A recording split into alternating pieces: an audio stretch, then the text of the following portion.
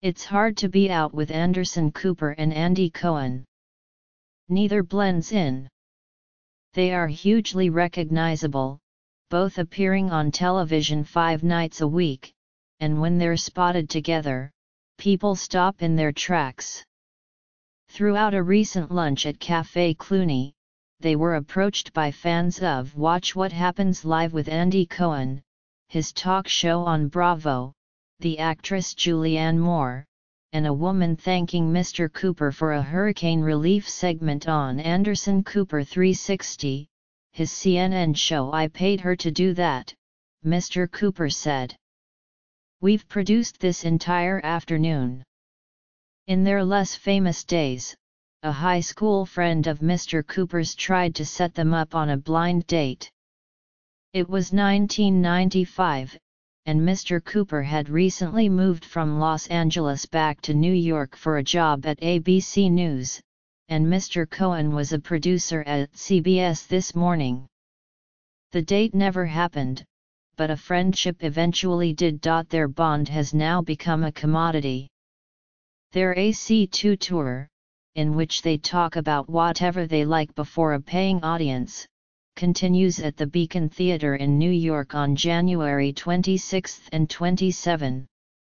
And on New Year's Eve, Mr. Cohen will join Mr. Cooper to host CNN's telecast from Times Square, replacing the comedian Kathy Griffin, who was fired in May after posing for a photograph while holding a Donald Trump mask bloodied with ketchup. "I hope she gets back to doing what she does best," Mr. Cooper said.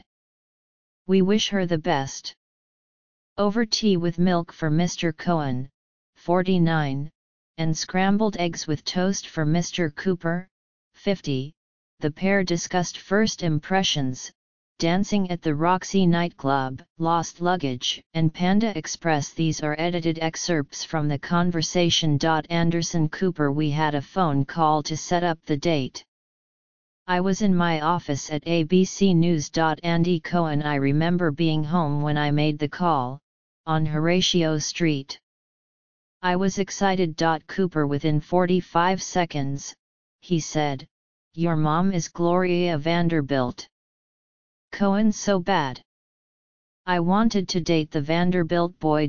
Cooper: "I imagined him on a Bluetooth headset, walking around, gesticulating a lot." Cohen: "By the way, you weren't exactly Mr. Personality on that call, either." Cooper: "No, I wasn't.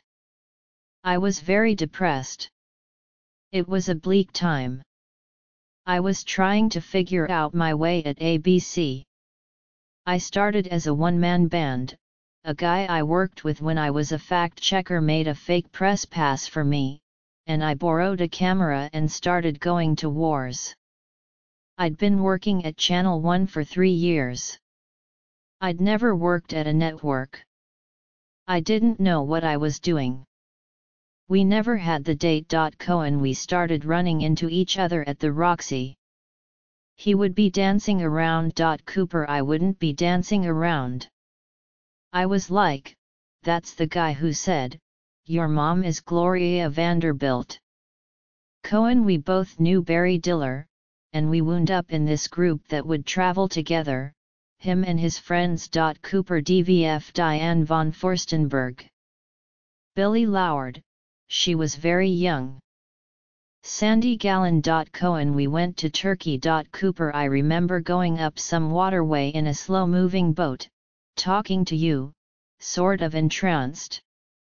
Andy, even before he was on TV, was the life of the party." Cohen: "I thought he was a little standoffish. But I liked making him laugh. That was my goal, maybe I can crack this guy up, and that's where we can come together." Cooper: "He did this whole maniac dance." Cohen: "Oh, yes, from Flashdance. We were on the boat, it's a very fast dance, and I was barefoot. Didn't I cut my foot, Cooper? It made me giggle uncontrollably. That's the first time I remember being like, 'You're funny.' Cohen: "Then we would have dinner occasionally, or be at the same party. We went to Croatia in 2005. I was at Bravo then. Cooper, I started working later at night, so our chances for hanging out were limited. Cohen, our shows are so different, but we have commonalities because we're both on every night. I worked in news. Why are you laughing? Excuse me, I worked at CBS News for 10 years. Cooper, you absolutely did, but the advice you would give me was not. I was in Croatia with him when I got the call about Hurricane Katrina. I turned to Andy and said, I gotta go, and, Andy, as a newsman, what was it you said? Cohen, I said, this is ridiculous. They just want you outside at some rainstorm so they can get ratings. Cooper, needless to say, I was on the next flight out. But one of the things I don't think Andy has gotten enough credit for is he's been an openly gay man in this industry from the very beginning. I was out at work, Cohen, he was out to everybody. Everyone at CNN knew your partner. Cooper, and I was out at the Roxy.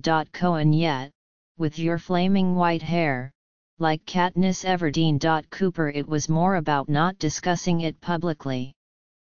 But I told you I was going to be making a statement. Cohen, he never asked me for advice, but we did talk about it. Cooper, I don't think there's anything I've not discussed with him. It's nice to have someone who pokes fun at you. If I'm in a dangerous place, he'll text me something funny. Cohen, I do get worried when he's like, I'm on my way to Egypt. I'm like, are you kidding me? When are you coming home?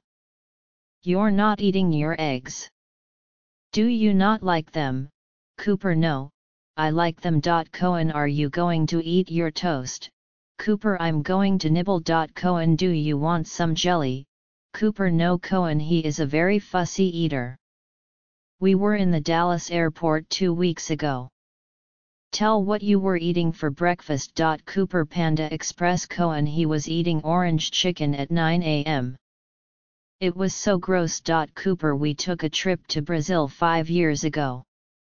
It was me, my partner, Benjamin Mazzani, a friend of ours, and Andy. I brought them to Trancoso, this town I'd always heard about. I booked the hotels, I booked the flights. The one thing I asked Andy to do was check the bags in. Cohen, I lost Anderson's luggage. It was terrible. Cooper, that was the first time I've ever gotten angry at Andy. And when I get angry, I get silent. Cohen, prickly ice cold monster. You have to navigate his moods. I know exactly when to stop talking to him. Cooper, we're both sensitive in reading other people's emotions. I know instantly when he's lost interest in a conversation on the phone. We work all the see, he's checking. Cohen, I'm rolling my sleeve up. Cooper, I think he was secretly about to check his watch. Cohen, no, I wasn't. Look, you know people when you travel with them. It's intimate. Cooper, when his second book came out, he asked me to do an interview with him at the 92nd Street Y. My agent was in the crowd, and she was like, you guys should take this on the road. Cohen, we looked at each other, and, immediately, were like, oh, my God, we can travel the country together. Cooper, we've done 30-something shows. Cohen, New Year's will be a good continuation. It's going to be really fun. Amy Sedaris is coming by. We're going to play games. Cooper, we want people to feel like they're hanging out with us for a night. Cohen, I'm going to bring alcohol. Cooper, I would expect nothing less. Cohen, just so you know. Cooper, I'd rather not know the details.